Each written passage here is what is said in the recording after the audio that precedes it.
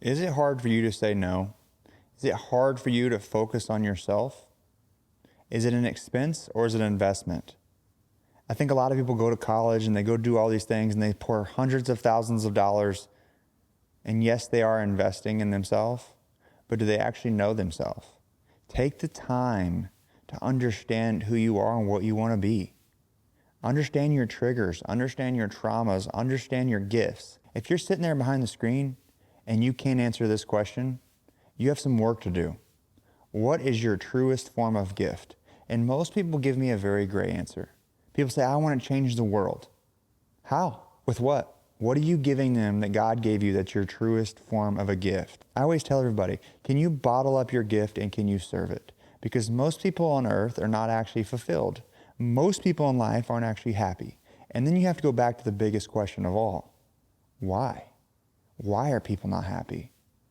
Because they don't actually ask the question. They don't understand, well, what does make me happy? Why am I sad? Why am I anxious? Why am I not fulfilled?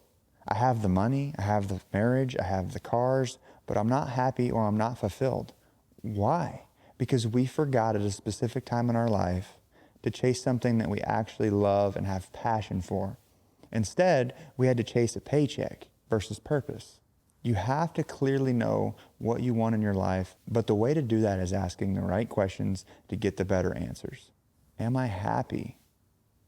Can you name 3 things that truly bring you happiness that's not a product or a person? I've asked that question to over 300 people, and usually I've had 5 people probably tell me that they can answer 3 of those correctly.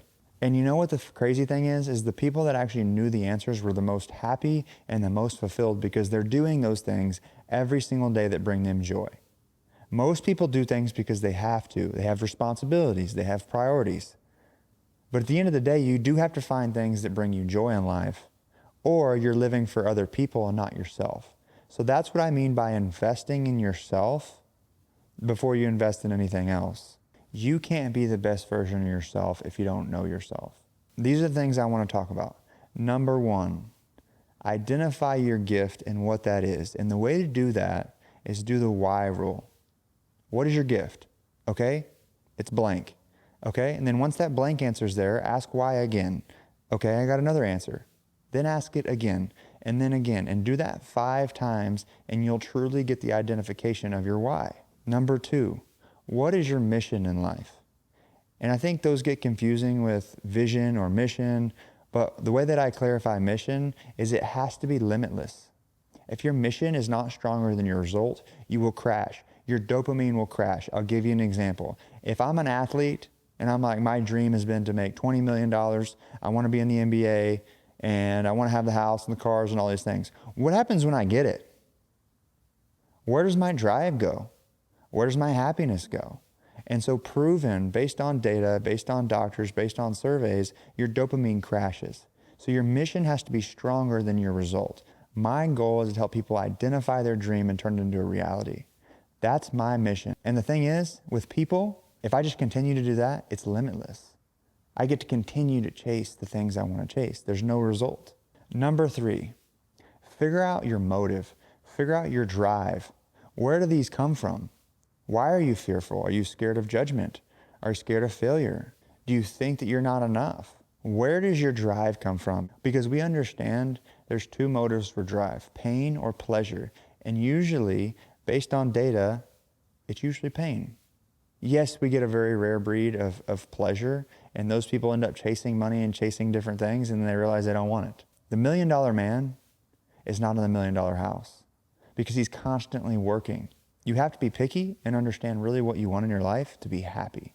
Number 4, what makes you happy that's not a product or a person? A lot of people say, my wife, my dog. Well, what happens if something happens to those people? Does that make you sad or happy? So you can't use those things. So for example, mine is sunset.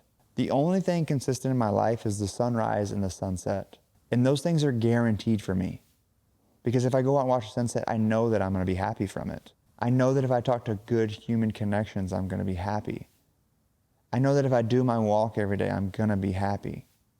And these are things that I can control. I think a lot of people look for happiness in the uncontrollable. But I think you have to look for happiness of things that are controlled so that you can constantly do them every day and have dopamine, oxytocin, serotonin, and endorphins. And if you study those 4 things, your life will change. So those are the 4 things that I want you to think about on identifying who you are and what you're going to do and why you're going to do it.